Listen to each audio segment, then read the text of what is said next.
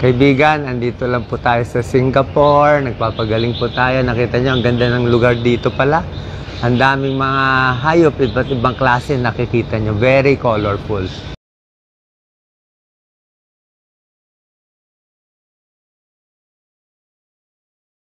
Matapos ang halos ilang buwan na labas-pasok ni Doc Willie sa hospital, nagkaroon si Doc Willie ng pagkakataon na makapasyal sa Singapore.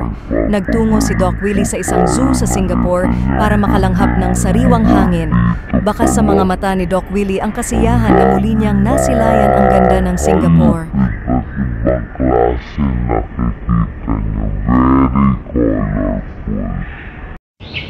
Kaibigan, andito lang po tayo sa Singapore. Nagpapagaling po tayo. Nakita nyo, ang ganda ng lugar dito pala. Ang daming mga hayop, iba't ibang klase nakikita nyo. Very colorful. Anyway po, ang topic natin ngayon tungkol sa metoprolol. Isang very common medicine. Maraming doktor nire-reseta to. Pero yung power niya, ang galing ng metoprolol, usually hindi po alam ng karamihan to. Bilang cardiologist, internist cardiologist, ito talaga inaaral namin itong mga gamot. Maraming power ang metoprolol na magagamit ng doktor, magagamit ng pasyente. 4 na indication ang meron dito. Pwede siya pang palpitasyon, pwede siya para sa puso, pwede siya sa high blood, pwede rin siya sa nervous. Okay, so 4 na to, tingnan natin ha. Unang-una po, pwede siya sa puso, sa mga may sakit sa puso. Ang ginagawa kasi ng metoprolol, pinapabagal niya yung tibok ng puso. So, nare-relax. Tapos yung pinaka-contraction ng puso, pinapa-relax din niya yung lakas. So, pag uminom ka ng metoprolol, may sakit sa puso, mas nakakalma yung puso. Parang nare-relax siya. Anong dosis ng metoprolol para sa sakit sa puso? Usually, mga 50 milligrams, yung iba 50 milligrams twice a day, 1 tablet twice a day. Yung iba naman 50 milligrams, 1/2 tablet twice a day. Pero syempre, lahat ng tinuturo ko sa inyo, hindi nyo naman ito mabibili ng basta-basta. Kailangan kumonsulta at may reseta ng doktor. So that's number 1, para sa puso. Pangalawa, minsan binibigay din ng metoprolol sa high blood. Pero yung high blood ng metoprolol, ano lang po very mild lang dapat. Sabihin, konti lang ang taas ng blood pressure, parang 140/90, mga ganyan lang. Yan lang ang kaya ng metoprolol. Mahina kasi siyang gamot na pang high blood. More pamparelax siya ng puso. Pero pwede rin ibigay. Ano dosis high blood? Pwedeng 50 milligrams twice a day. Yung iba umaabot pa ng maximum na 100 milligrams twice a day. Pero kailan binibigay 50 milligrams? Kailan binibigay 100 milligrams? Depende sa blood pressure at depende sa heart rate. Kasi nakakabagal siya ng heart rate Ayaw natin masyadong bumagal ang heart rate nyo. Ang pinakamabagal na heart rate on metoprolol dapat mga 55 beats per minute. Okay, bilang cardiologist hanggang 55, okay pa yan sa atin.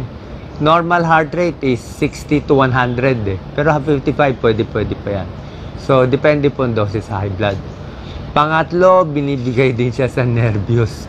Maganda siya yung bigay sa nervous Usong-uso to ngayon sa abroad. Sa abroad umiinom ng beta blocker pag may speech, magsasalita. Pero sa akin kasi, kung mag-i-speech, maganda yung mga bromazepam, mga Lexotan, yung mga Saynor. Kailan mahirap yun mahirap mabili. Special license yan sa Pilipinas, S2 license Yung mga Lexotan, mga Valium, pamparelax konti, pampakalma. Mahirap bilhin. Ang metoprolol, mas madali. Usually, iniinom nila baka 50 milligrams o half tablet or 1 tablet bago sila mag-speech. Pwede rin yan. Bakit to binibigay? Kasi pag kinakabahan tayo, ano nangyayari? Pinapawisan, balisa, tsaka lakas ng kabog ng dibdib. Nakikita ng tao mismo, uy, ba't gumagalaw yung baro nung nagsasalita? Paano kabado siya So, pag uminom ka ng metoprolol, mare-relax ka. Hindi na mas mabilis ang tibok ng puso. So, feeling mo, kalmado ka. Uminom ka kasi ng metoprolol. So, marami pa talagang indication yan for high blood, for palpitation, for ganyan, for anxiety, for nervousness. So, sana po nakatulong tong video natin para at least ma-explain sa inyo bakit binibigay ang metoprolol sa ating mga pasyente. God bless po. Okay po, may mga tips po tayo ngayon para sa inyo. Kahit hindi po tayo ganun kagaling ngayon. Actually, ang platelet ko mababa ngayon. May konti nga tayong bleeding dito. Pati WBC ko mababa din. Kaya may gamot na ako pampataas. Pero despite this, syempre, mahal natin followers natin. Magbibigay tayo ng tips. Ginawa ko para sa inyo. Varicose veins. Paano gagaling. Okay? Ito kasi nangyari sa akin. Experience ko, marami sa atin may varicose veins, di ba? Anong magagawa? First, namamana ang varicose veins. Madalas, pag nagpa-check kayo sa doktor, sasabihin ng doktor, ay, varicose veins, wala nang pag-asa yan, hindi na yan gagaling. Tama naman yon. Usually, hindi gumagaling ang varicose veins. Pag malaki na, malaki na. Pero nagulat ako sa experience ko, 14 years na ako may varicose veins, unti-unti lumalaki. Nagulat ako ngayon, gumaling siya, nawala. So, anong dahilan? So, meron palang pagkakataon, ito bagong kaalaman to, na ang varicose veins, pwede gumaling. So, may chance pa. Okay, Number 1, katulad ko, may mga bukol pala ako sa tiyan. So, dahil may bukol ako sa tiyan, yung pala nag-iipit ng mga ugat ko sa inferior vena cava, kaya ako nagkaka-varicose veins. So, sa kababayan natin, kung meron kayong mga bukol sa tiyan, hindi natin alam, like sa akin, cancer yung sa akin, o kahit hindi cancerous, pwedeng iniipit lang niya, kaya ka may varicose veins, gagaling din. So, papa-ultrasound kayo at papa-check kayo sa doktor. That's one cause. Mga 6 na cause to Number 2, pwede rin dahil lagi kang masikip ang pantalon. Mahilig kang magpasikip na pants, masikip na belt, underwear, masikip. So, ang gamutan dyan, magsuot ng garterize o maluwag. Diba? Pwede sa gabi. Huwag na lang magsuot, diba, ng doble-doble ang sisikip. Yung ba, gustong-gusto na ang waistline nila, gustong-gusto 36 o 32, pinipilit, hindi po maganda. Pag tinaas nyo kasi ang pressure sa tiyan, hindi po maganda yan, naiipit yung varicose veins, lalaki. So, pag tinanggal nyo yan, pwedeng mas gumaling ang varicose nyo. Number 3, yung mga malalaki ang tiyan, obesity, ganyan din. Mga lalaki, babae, pag malaki ang tiyan, sumisikip. Diba? Tumataas yung abdominal pressure, parang masikip na pantalon. Ito naman yung tiyan mo nagpapasikip. Dahil dyan, nagkaka-varicose veins.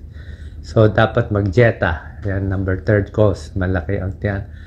Number 4, pwede rin yung laging constipated. Yung dumi mo, naiimbak talaga. Mga 1 linggo ka bago dumumi. So, pwede dahil sa laki ng colon, ng large intestine, sa dami ng dumi. Pwede rin may possibility maipit din yung mga ugat-ugat natin dyan. Kaya siguro kakairi din. Diba? Di rin pwede umiire, lalo rin lalaki itong mga varicose veins natin. So, number 4, that's constipation. Number 5, yung mga trabahong lagi nakatayo. Sales lady, guardia, police, kahit sa mga military, lagi nakatayo, pwede mag-varicose veins. Naawa nga ako sa mga kababayan natin, ng mga sales lady. Dapat naman may silya. Hindi ba pwede 5 hours tayo, 5 hours upo? 5 hours tayo, walang upo, hindi na pwede yun. Kawawa naman sila, magbabaricose sila. And number 6, hindi maganda laging tayo, di ba? Pero number 6, hindi rin maganda laging upo. Kasi laging upo, naiipit din yung paa natin. Dapat upo, sandali, tayo, lakad, iba-iba position. Galaw-galaw para hindi pumano. Lalo na yung cross legs, hindi rin maganda. So, papacheck tayo sa doktor kung meron kayong varicose veins. Pwede ito mga compression stockings, may tulong. Pero kung talagang malaki yung ugat nyo, hanapin yung dahilan. Baka may chance pang gumaling ito. Salamat po. God bless.